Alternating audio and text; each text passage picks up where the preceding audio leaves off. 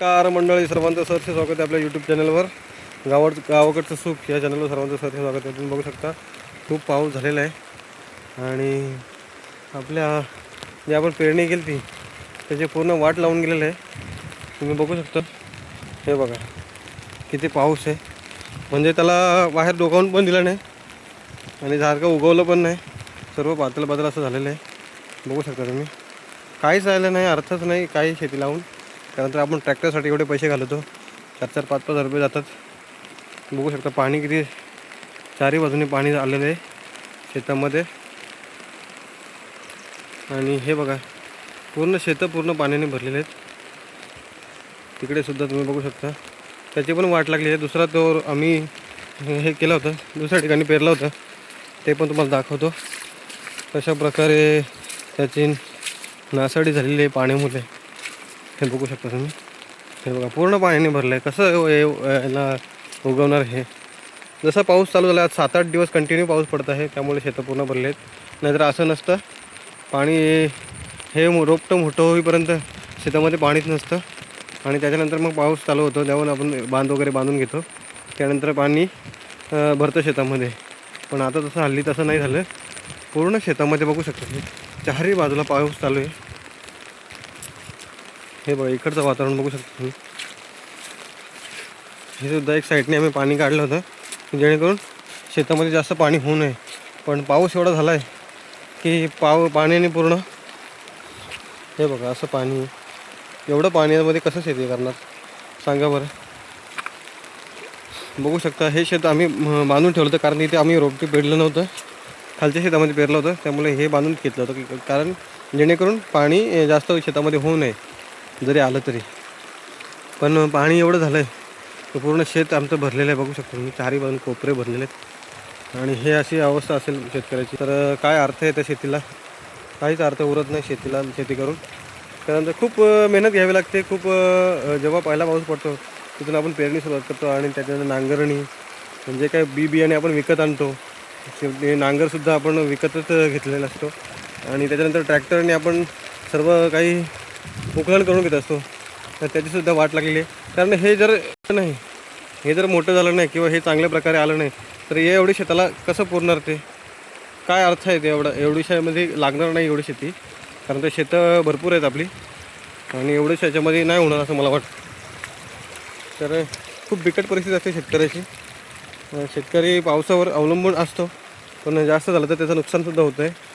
खूप वाईट वाटतं की आपण एवढी पूर्ण उन्हाला आपण मेहनत घेत असतो शेतावरती, दगडी वगैरे किंवा केर कचरा जे काय असेल ते काटे वगैरे आपण वेचून किंवा ते पेटून सगळी भाजणी वगैरे करत असतो. आणि त्यानंतर आपण अशी पेरणी वगैरे करतो आणि त्याची जर वाट लागत असेल तर अर्थ नाही त्या शेतीला. शेतकरी राजा एकदम दुखावतो मनापासून. कारण जर पाणी शेतामध्ये जर झालं, हे बघू शकता तुम्ही, असं पाणी जर झालं तर कसं होणार? त्या शेताला अर्थच नाही आहे. कारण ही पूर्ण जागा जमीन जी आहे आमची ती पाण्यावर, पण पाणी जर जास्त झालं तर मग अर्थच नाही त्याला. खूप बिकट परिस्थिती असे शेतकऱ्याची, सगळ्यातून जात असतो. तर मन थोडं नाराज झालं आहे, कारण एवढं पाणी बघितलं आहे की शेताचं पूर्ण वाटत लागलं आहे. चालायचंच दरवर्षी प्रमाणे यावर्षी पाऊस जरा लेट झाला, आणि लेट झाला तो पण तो थेट झाला. त्यांनी पूर्ण म्हणजे शेतकऱ्याचे जो काय बोलतात शेतकऱ्याचा जो एक साईडचा भाग असतो तो पूर्णच खालून घेतलेला आहे. खूप बिकट परिस्थिती आली शेतकऱ्यावर. तर खरंच म्हणजे माझ्या एकटेच नाही वाया गेलेलं, पूर्ण जेवढे आमच्या गावातले शेतकरी आहेत सर्वांची वाट लागलेली आहे. सर्वांनी असं पेरणी वगैरे करतात बघा शेतामध्ये अशा प्रकारची. आणि त्याच्यासाठी ट्रॅक्टर लावावा लागतो, आणि त्याचा पण ट्रॅक्टरवरच काहीतरी 1200 का 1500 रुपये काहीतरी तास आहे. तर असे 4-4, 5-5 तास आपल्याला एक वेळेस करावे लागतात. त्यानंतर पुन्हा जेव्हा आपण लावणी करतो तेव्हासुद्धा ट्रॅक्टर आणावं लागतो, तेव्हासुद्धा 4-4, 5-5 रुपये असेच घालावं लागतात. त्यानंतर मग पुढे ती लावणी होती. त्यानंतर मग तो जे लावलेलं असतं आपण रोपटं ते मोठं होतं, त्याला खत पाणी द्यावं लागतं, त्यातलं गवत वगैरे काढावं लागतं. ते खूप माणसं वगैरे घेऊन शेती करत असतो शेतकऱ्याच्या, कारण तर एकट्याला सगळं झेपणार नाही.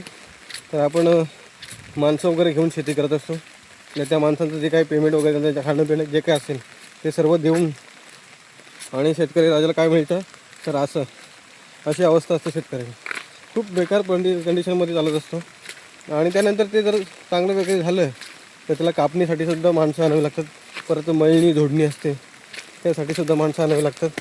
खूप म्हणजे कष्ट करावं लागतात. स्वतःचे कष्टसुद्धा आणि पैसासुद्धा वाया जात असतो.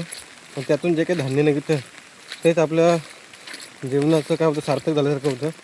पण त्याची जर आता तिथून जर सुरुवातच त्याची एवढी बिकट झालेली आहे तर पुढे काहीच करू शकत नाही आपण. खरंच मंडळी खूप असं मनातून शेतकऱ्याविषयी खूप दुःख वाटतं की प्रत्येकाचं शेतीवर अवलंबून जीवन शेतीवर अवलंबून असतं आणि शेतीवरचं सगळं त्याचं पोट भरत असतं. जर त्याच्या आयुष्यामध्ये असं जर दुःखाचा डोंगर कोसळला तर बिचारा काय करेल. खूप क्रिटिकल अवस्थेमध्ये शेतकरी जात असतो. तर तरीसुद्धा तो खचत नाही. तो प्रत्येक वेळेला खंबीरपणे उभा असतो आणि तो आपल्या वाटेने चालत असतो.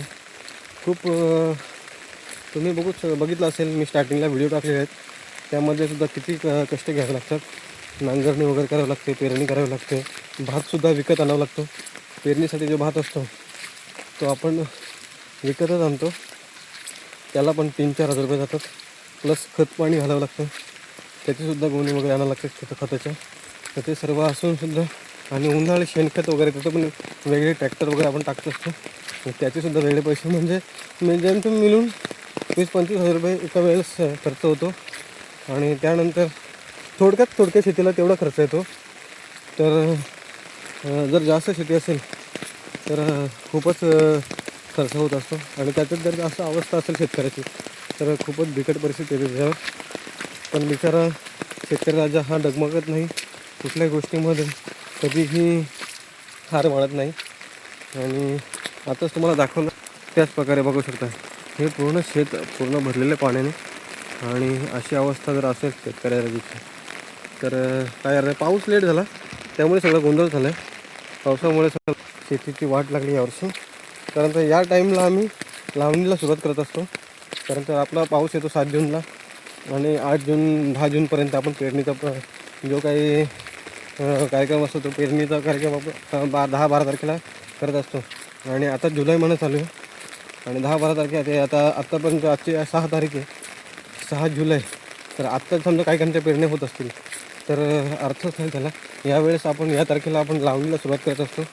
पण अजून ते रोपटं मोठं झालं नाही. तर मला कसं होणार सगळ्यांचं. तर नक्कीच खूप मनामध्ये एक साईडला कुठेतरी दुःख वाटतं की किती गोष्टीतून शेतकरी राजाला जावं लागतं आणि किती त्रास सहन करावा लागतो. आणि सर्व म्हणजे घरातले जे कुटुंब असतं ते शेतकरी राजाच्या या शेतीवरच असतं. आणि शेती करत असताना खूप त्रास सहन करावा लागतो खरंच. तर मंडळी व्हिडिओ आवडल्यास लाईक करा, शेअर करा आणि चॅनलला सबस्क्राईबसुद्धा करा. धन्यवाद. सर्व शेतकऱ्यांनी विनंती आहे की सर्व कोणी लग्न बघू का सर्व गोष्टी सहन करून पुढे जायचे. चला तर मंडळी, जय हिंद, जय महाराष्ट्र.